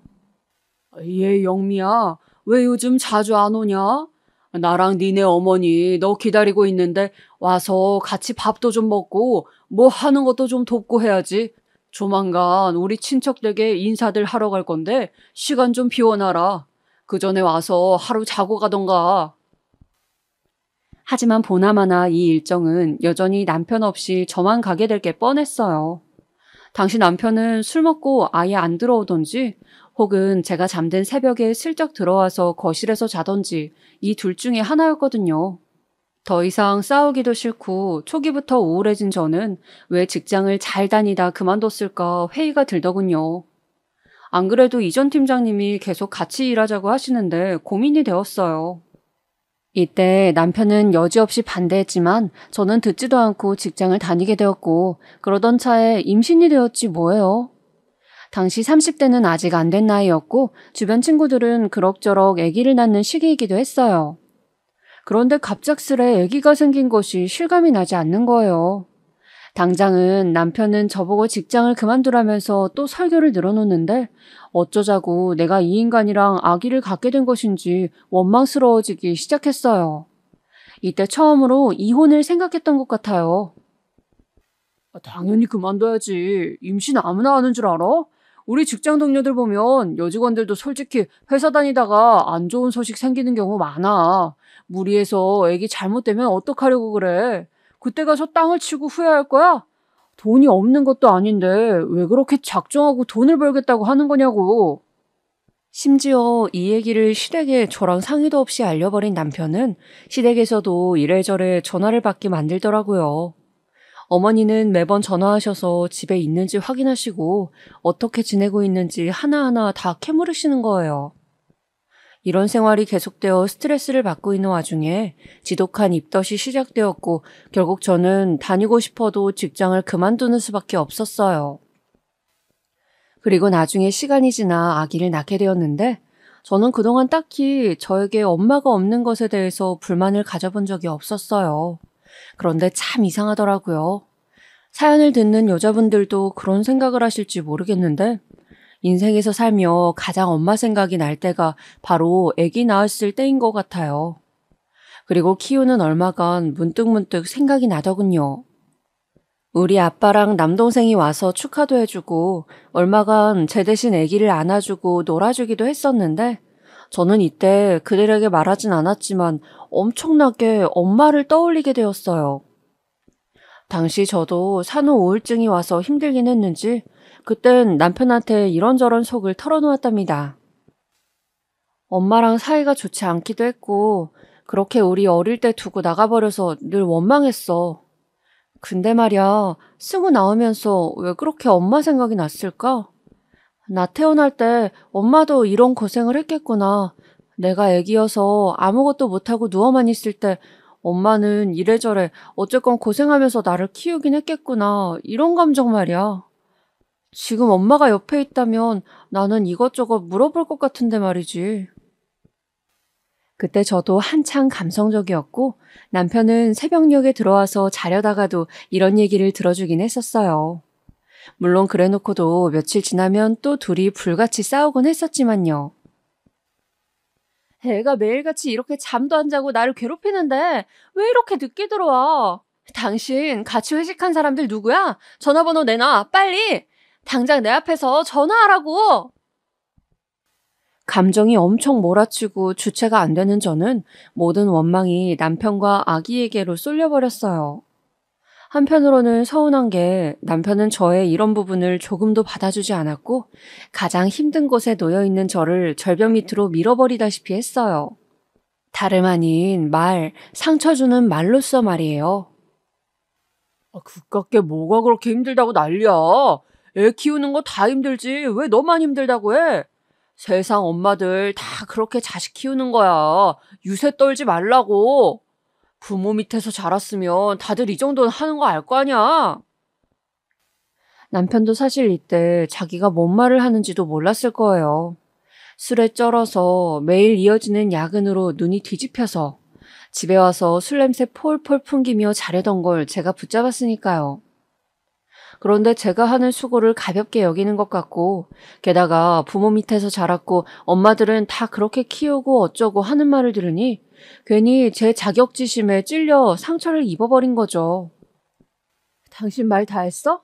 부모 밑에서 자랐으면 뭐 어쩌고? 당신 내가 엄마 없이 자랐다고 지금 우습게 보는 거야?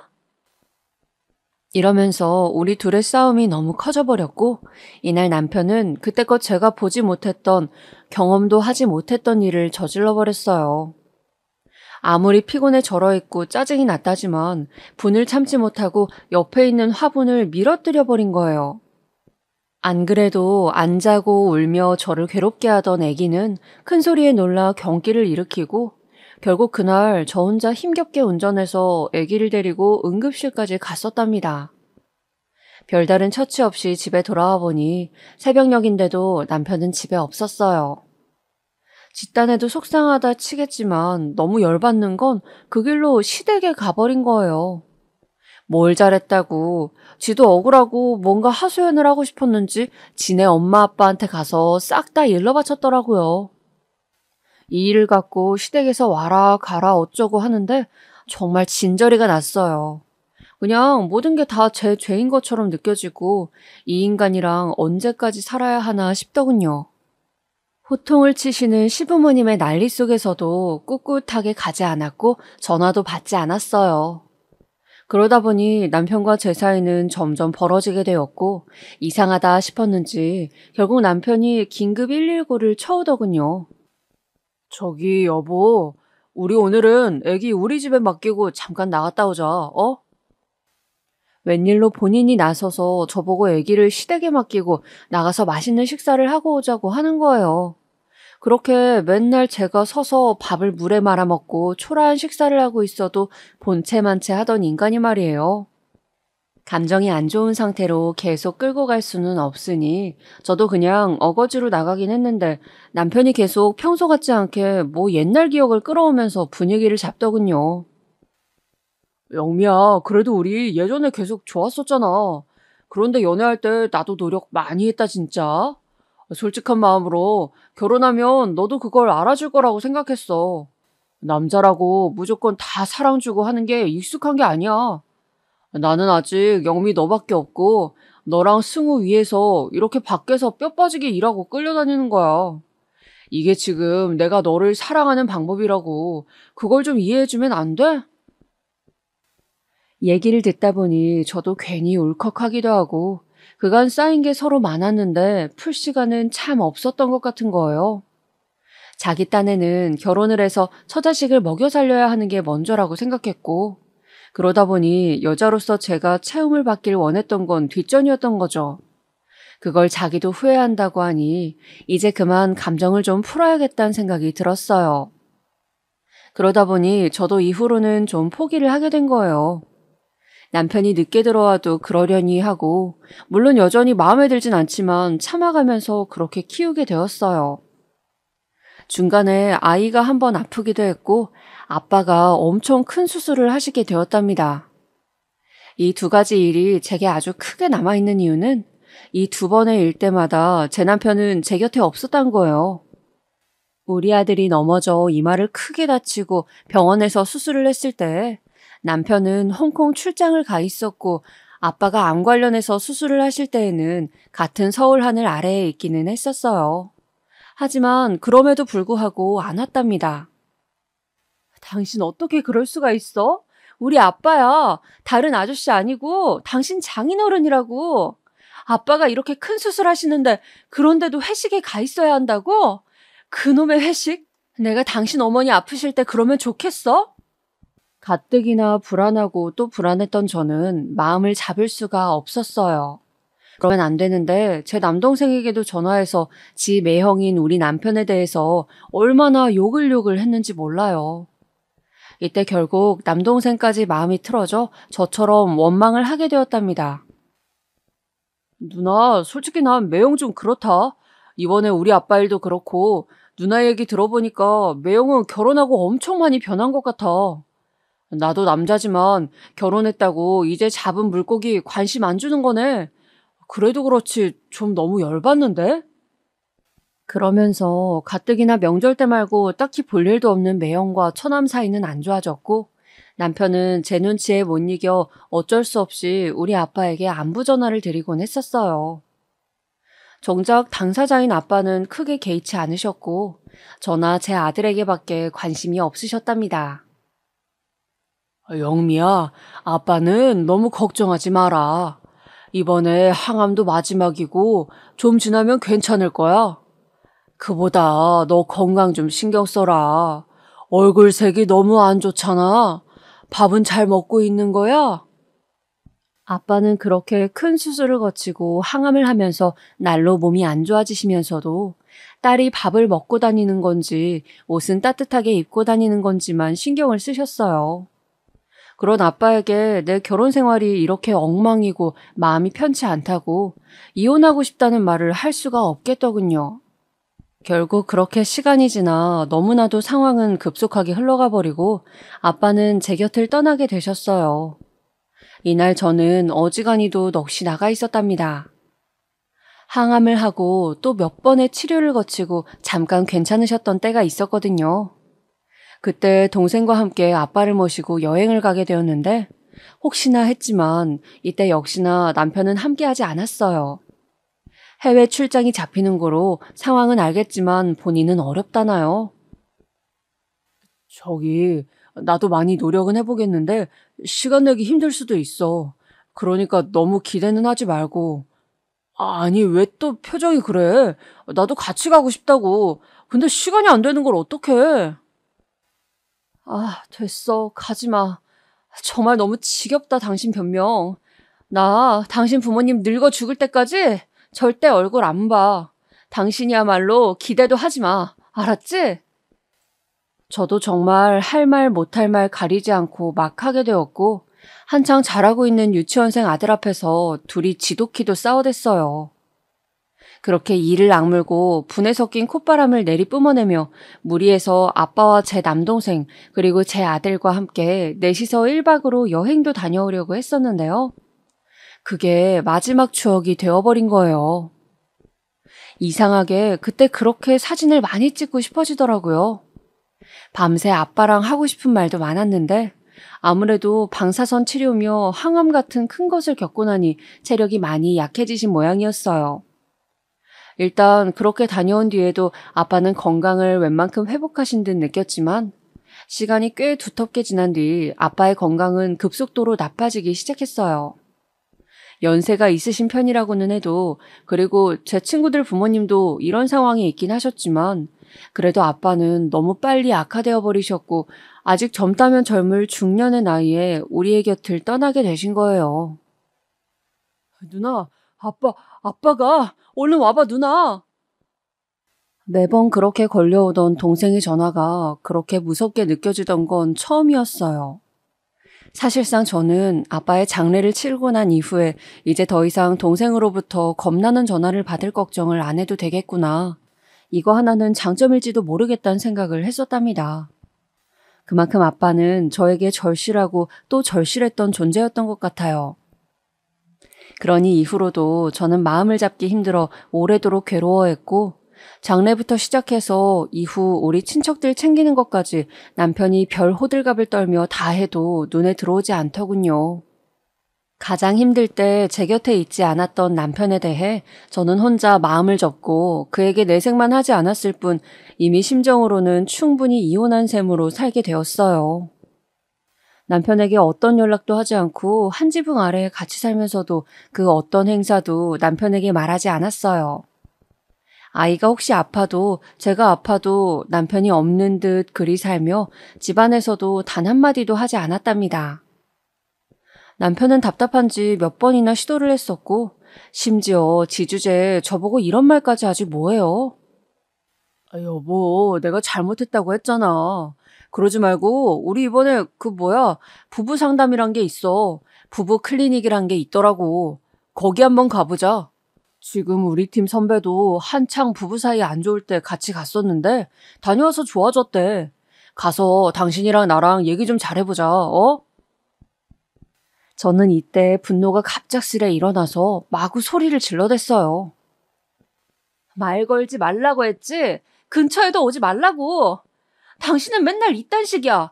뭐가 일이 벌어지면 그제서야 수습하려고 해. 우리가 정말 결혼해서 같이 사는 사이 맞아? 당신이 결혼하고 싶으니 사정사정하고 매달리고 그래서 애기도 낳았고 그래놓고 밖에서 당신 커리어 세우고 싶은 건 다 해야겠고 인간이 어떻게 하고 싶은 것만 다 하고 살아. 우리 아빠 돌아가실 때도 그렇고 남 일은 관심도 없잖아. 당신 이제 너무 늦었어. 그냥 놔둬. 더 건드리면 나 진짜 폭발해서 어떻게 튈지 몰라. 이 말을 끝으로 해서 우리 부부는 거의 반년 정도 대화를 하지 않게 되었어요. 이 무렵부터는 남편도 저에게 더 이상 대화를 걸겠다고 시도하지 않더군요. 그렇게 우리는 진짜 이혼의 길로 치닫고 있다는 생각이 들었어요. 문득문득 나 혼자서 어떻게 살아갈 것인지 생각해보게 되더군요. 둘 다 입 밖으로 이혼을 꺼내게 된 건 아니지만 그냥 이혼하는 것이나 다를 게 없다는 생각이 들었어요. 생활비 같은 경우도 늘 일정하게 남편이 통장으로 넣어주었고 저는 더더욱 악을 쓰고 가계부를 적어가며 달마다 쓴 내역을 남편 책상 위에 올려놓았어요. 네 돈 쓰는 거 자존심 상하지만 나도 받아서 쓸 명목이 있어서 쓴다. 이렇게 정확히 다 기재해놨다. 이런 심리였던 거예요. 얼른 나도 능력을 키워서 이 집에서 나가고 싶은데 아무리 생각해도 답이 안 보이더군요. 그래서 동생에게 의논하게 되었는데 동생 역시 썩 좋은 반응은 아니었어요. 누나 왜? 나 지금 이 집에서 혼자 살고 있긴 하지만 나도 무슨 일이 있을지 모르잖아. 얼마 전부터 만나게 된 사람이 있는데 언젠가 결혼하게 될지도 모르고 말이야. 잠깐은 몰라도 계속 같이 살긴 힘들어. 무슨 일 있어? 동생 입장이 이해는 가서 마음은 접었지만 진짜 말할 곳이 이젠 피부치밖에 없다 보니 저도 털어놓게 되었어요. 듣고 난 동생은 못 참겠다며 당장 이혼하라고 했지만 그 당시에는 답이 없으니 진행은 못하겠더라고요. 나 이혼할까 해. 아직 시간은 좀 걸리겠지만 더 준비해서 말이야. 이 인간 나를 의식해서 그런지 계속 일찍 들어오긴 하더라. 그런데 밤만 되면 맨날 옷 주워 입고 나가는 거야. 처음엔 운동이라도 하나 싶었어. 그런데 그런 허름한 차림새도 아니고 참 여자라도 만나는 건지 적당히 주워 입고 다니더라고. 내가 이제 이 인간 여자 문제까지 걱정해야 되나 싶어. 하긴 그동안 술 퍼먹고 돌아다닐 때도 의심은 갔었어. 그걸 받아주고 애까지 낳고 애 학교 다닐 때까지 같이 살아주는 내가 제일 이상하긴 하다. 이 말을 하면서 어찌나 서럽던지 얘기해놓고 괜히 울음이 막 나더군요. 동생도 여기까지 듣고는 자기도 못 견디겠다며 까짓건 이혼해라. 더 당하기 전에 이혼하라고 했지만 그게 말처럼 쉽나요? 그냥 조용히 있으라고 달래놓고 전화를 끊었답니다. 하지만 말을 하고 나니 그 뒤로 더더욱 이 인간의 행보가 거슬리기 시작하더군요. 제 동생이야 그런 말을 들어봤자 당장 제 눈앞에 벌어지는 게 아니니 신경을 끌 수 있지만 저는 계속해서 이 인간과 생활을 하고 있어야 하니까요. 아들은 저와 남편 사이를 오가면서 말을 하고 있고 남편도 가끔 밤에 아들을 데리고 나가서 시간을 보내기도 했어요. 서로 대화하는 소리가 들리는 건 늘 아들을 통해서였고 저는 점점 남편이 집에 있을 때 제 목소리가 밖에 나가는 것조차 싫어지더군요. 남보다 못한 최악의 사이가 되어버린 거예요. 그런 와중에 어느 날 밤 남편이 아들을 같이 데리고 나갔다 왔어요. 그런데 산책이랍시고 다녀오고 난 뒤 아들이 나중에 이상한 소리를 하는 거예요. 엄마, 나 아빠랑 어떤 집에 다녀왔다? 거기서 밥도 먹었어. 무슨 소리야? 집이라니? 가서 밥을 먹고 왔다고? 잘못 들은 줄 알고 몇 번이나 캐묻는 저에게 아들은 계속해서 그게 맞다고 다녀왔다는 말만 하는 거예요. 좀 알아듣게 말을 해봐. 누구 집에 간 건데? 거기 누가 있는데? 몰라. 어디 집인지. 할머니도 있고 아줌마도 있는 집에 갔어. 처음 보는 사람들이었어. 순간적으로 저도 날카로워지는 거예요. 혹시나 설마 했지만 이 인간이 이렇게까지나 파렴치했고 제정신이 아니라는 게 실감나더군요. 웬 아줌마가 있고 할머니가 있다니. 보나마나 여자 있는 집 아니었겠어요? 아직 이혼한 것도 아닌데 그렇게 여자 집에 드나들고 있고 그런데다가 대체 뭔 미친 정신으로 그 집에 우리 아들을 데려간 거냐고요. 아주 야무지게 이혼해서 새 여자랑 우리 아들이랑 같이 살 생각을 하고 있는 건지 어이가 없는 거예요. 게다가 아들이 계속하는 말은 가관도 아니었어요. 아줌마가 밥 차려줬는데 진짜 맛있었어. 내가 좋아하는 계란밥이랑 할머니가 청국장도 줬어.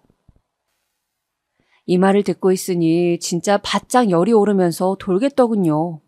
멀쩡한 아들을 잡을 수도 없고 남편에게 이제사 입을 열고 전화로 와악 하고 하나하나 따져묻고 싶은 것을 어거지로 참아봤어요. 주변에 물어보니 하나같이 지금 타이밍에 열을 내면 안 된다는 거예요. 저랑 정말 친한 옛 직장 동료에게 이 부분에 대해서 상담을 했었거든요. 영미 씨, 저기 말이야. 그럼 절대 티 내면 안 돼. 하나하나 알고 있는 티를 내면 안 된다고. 그럴수록 남자는 더 숨고 치밀해져. 솔직히 지금 상황 보아하니 아직은 남편이 좀 순진하고 빈틈이 많아 보여. 안 걸릴 거라고 생각을 하나 본데 반면에 이건 좀 미안한 얘기지만 그만큼 아내를 우습게 보는 거야. 아니면 정말 자기한테 관심이 없다고 생각하던가. 혹은 본인도 이혼을 결심하고 이미 착착 준비를 하고 있는 걸 거야. 내가 딱 그 꼴을 당해봐서 잘 알아. 이분은 이혼한 지 1년이 채 안 된 분이었고 저처럼 아들 하나를 키우고 있었어요. 남편이 외도하면서 오래도록 싸움이 있었고 시댁과도 엄청난 전쟁이 있었지만 그 과정에서 아주 야무지게 제 몫을 챙겨 이혼을 하셨거든요. 보통 많은 여자들이 감정에 못 이겨서 이것저것 시댁이며 남편한테 터뜨리는데 그러면 이미 도망갈 여지 다 주고 저쪽에서는 법적으로 위자료 얼마 주고 퉁칠 생각만 해. 터뜨리는 건 준비를 해놓고 해야 되는 거야. 그동안 아무리 속으로 이를 갈고 심적으로 피가 난다고 해도 말이야. 아무것도 없이 애랑 몸만 쫓겨나면 그 뒤가 더 피눈물이야. 그게 뭐가 그리 중요해? 일단은 결혼 생활하고 있고 그 인간 돈 받았으면서 생활하는 동안 피눈물 좀 흘리는 거? 그까짓 거 좀 참는 게 뭐가 어때서. 이 말을 들으니 100번 1000번 맞는 말이고 그저 저는 증거를 잡고 조금씩 버티는 게 낫겠다는 생각이 들었어요. 하지만 말이 쉽지 그렇게 증거를 찬찬히 수집하고 티를 내지 않는다는 입장은 정말 살얼음을 걷는 기분이에요. 하루하루 진짜 피를 말려 죽이는 느낌이 들더라고요. 이전에는 어쩌다가 한 번씩 밤에 나가더니 이제는 아예 대놓고 거의 2, 3일에 한 번꼴로 그 집을 들리는 남편을 보는 게 미치겠더군요. 머릿속에선 별 생각이 다 들었어요. 네가 그렇게 나한테 공을 들여 결혼하자고 할 땐 언제고 하면서 그렇게 해질거리면서 사랑을 고백하던 모습들 말이에요. 그게 떠오르면서 그렇게 역하고 징그럽게 느껴질 수가 없는 거예요. 이제는 정말 남자라면 신물이 나고 다 징그럽고 세상에 우리 아빠랑 내 남동생 빼고 모든 남자는 다 역겹게 느껴지더군요. 머리로는 이걸 계속 잘 누르고 버텨야 된다는 생각이 있었지만 저도 제 직장 동료의 조언에 나오는 그저 당하기만 하는 여자들과 별다를 게 없었던 것 같아요.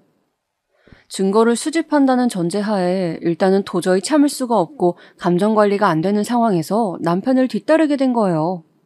밤에 운동하며 청바지를 입고 챙겨나가는 남편의 뒤를 따라 그날 저녁은 남동생에게 제 아들을 맡겨두고 몰래 따라 나가게 되었어요. 그때 아들에게 물어봤을 때도 버스를 타거나 해서 갔던 거리는 아니라고 했거든요. 아빠랑 저기 구청까지 걸어갔는데 거기 햄버거 집에서...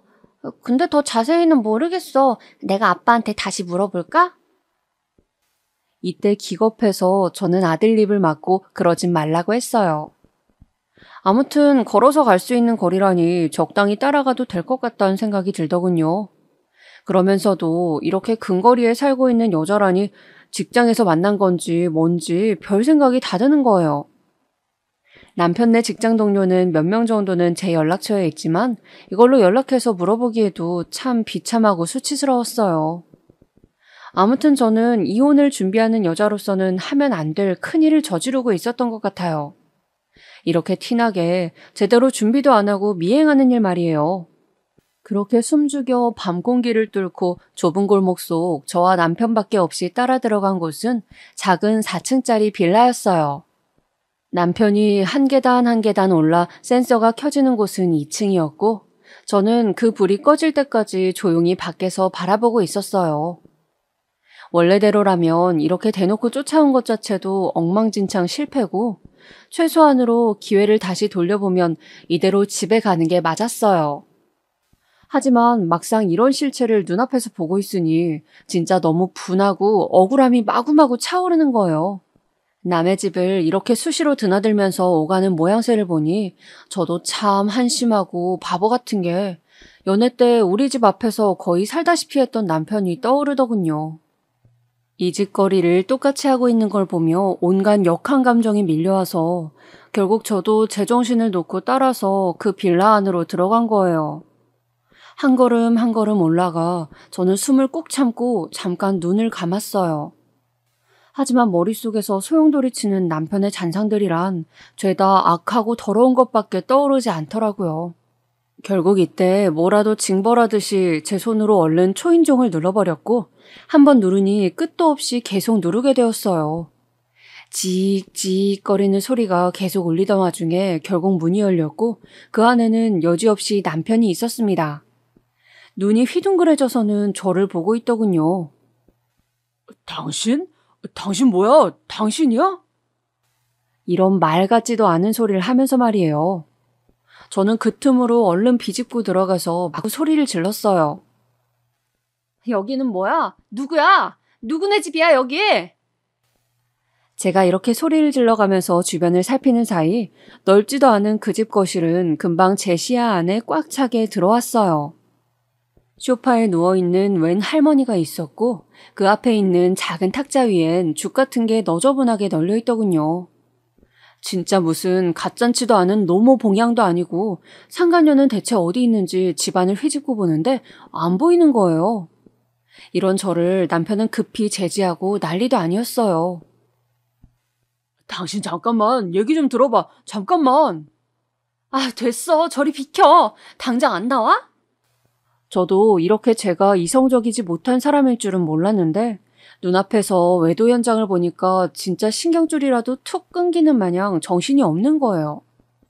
빈 공간에 허우적거리며 돌아다니는 절 보고 남편이 악을 쓰는데 본인도 정신이 나갔던지 헛소리를 하더군요.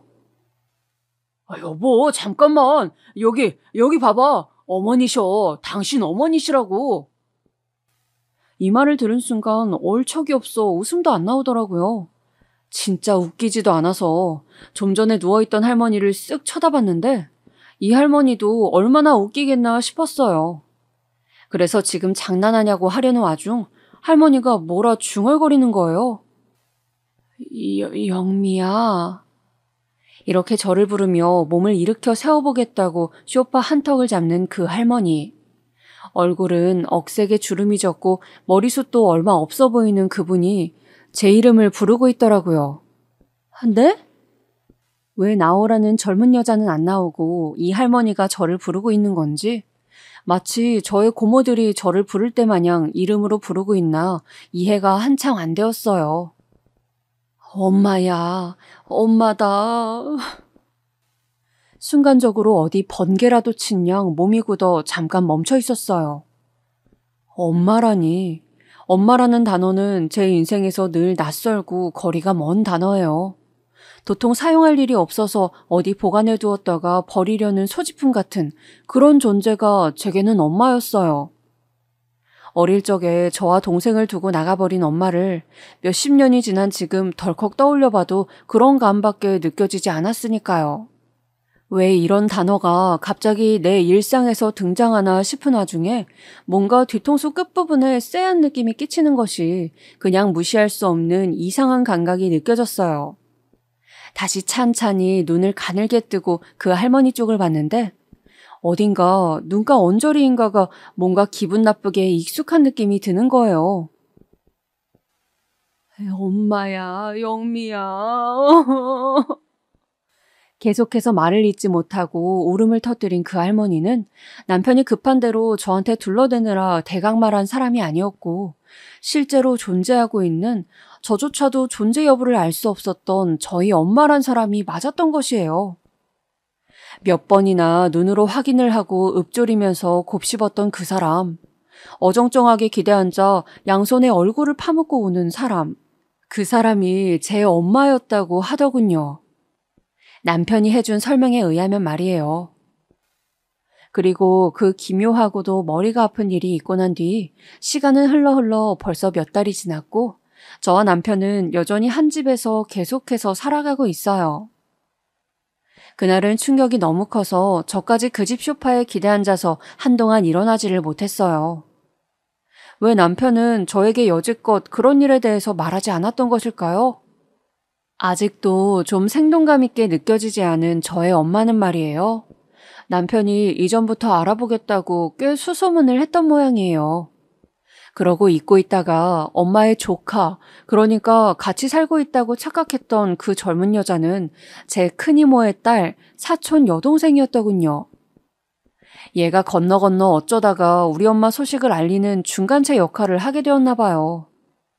자기 딴은 막내 이모 몸이 많이 안 좋은데 이제 살 날이 얼마 안 남으신 것 같으니 찾아드리겠다고 제법 노력을 했던 거예요. 그러다가 남편이 찾겠다고 이전에 인터넷 어딘가에 올려두었던 정보와 맞닿았고 확인하는데도 시간이 제법 걸렸다고 하더군요. 그렇다 해도 일단 그때는 아빠가 살아계시던 때이긴 했었나 봐요. 이렇게 갑작스럽게 우리 엄마를 찾아다니게 된 경위에 대해 남편이 직접 말을 했어요. 장인어른 아프시기도 하고 뭔가 좀 가족들끼리 서로 만나면 좋지 않나 그런 생각을 했었어. 당신이랑 사이가 좋지도 않았고 나도 너무 바빴고 그냥 속된 말로 당신에게 점수를 좀 따야겠다고 생각했어. 그래서 찾아다닌 거야. 이 말을 하는 순간에도 남편은 제 눈을 제대로 보지를 못했어요. 저는 여러모로 감정이 왔다 갔다 하더군요. 그런데 그 사이에 장인어른도 돌아가시고 당신이 너무 힘들어하고 나한테 화는 나 있는 것 같고 따로 장모님을 찾았다는 말을 할 타이밍을 못 찾겠더라고.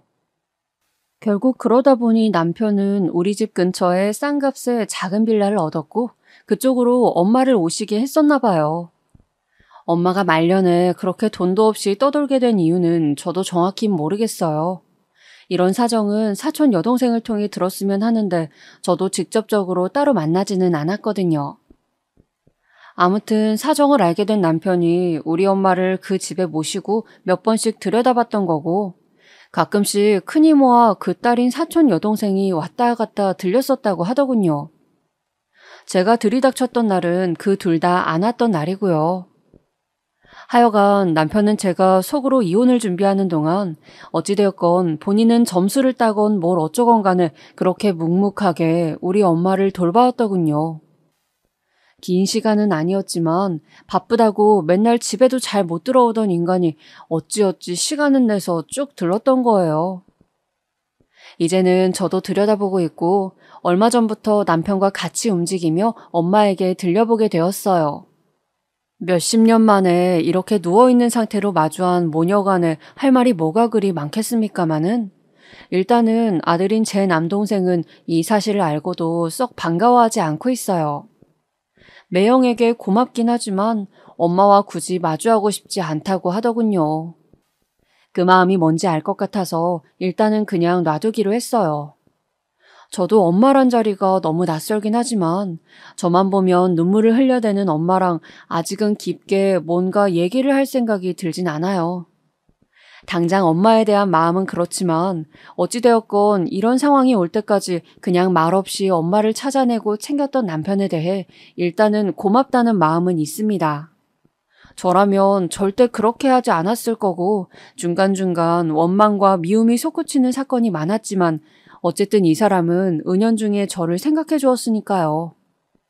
그리고 이혼은 글쎄요. 외도인 줄 알고 그렇게 마음고생, 몸고생을 했는데 일단 결론은 사실이 아니었으니까요. 그 시간이 우리 엄마를 위해 써준 시간들이었다고 생각을 하니 저도 당장 막 뭐가 바뀌는 건 아니지만 간혹 물결치듯 마음이 울렁이는 것 같아요. 좀 시간이 걸리겠지만 우리 부부는 이런 감정의 줄을 타고 조금씩 바뀌겠거니 생각을 해봅니다. 요새 말없이 같이 움직여서 엄마네 들리고 있고 남편이 급하게 비상금을 깨서 빌라까지 얻어준 것에 대해 저 역시 마음의 빚이 생겼으니까요. 그래도 솔직한 마음은 그렇습니다. 엄마도 엄마이고 고마운 부분이 크지만 남편이 외도한 것은 아니었다는 것에 좀 더 크게 안심을 하고 있는 것 같아요. 진짜 땅이 꺼지는 줄 알았으니까요. 그 부분에 대해서 생각해보면 저 역시 남편이 밉니 어쩌니 해도 일말의 애정이 남아있었긴 했나 봐요. 아무튼 둘 다 마음을 부여잡고 일단은 차근차근 서로 풀어나가 보려고 합니다. 부족한 저의 얘기 들어주셔서 감사합니다.